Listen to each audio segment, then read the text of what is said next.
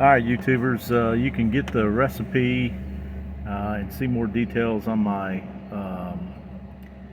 channel, but just finished a batch of suet cakes today. Made about 14 of them. I think 3 pounds of lard, 20 ounces of peanut butter, melted down, about 16 cups of seed, and little hot sauce, Cole's Flamin' Squirrel hot sauce to keep the squirrels out of it, but birds should be good for a while. Easy to do and very economical. Take care.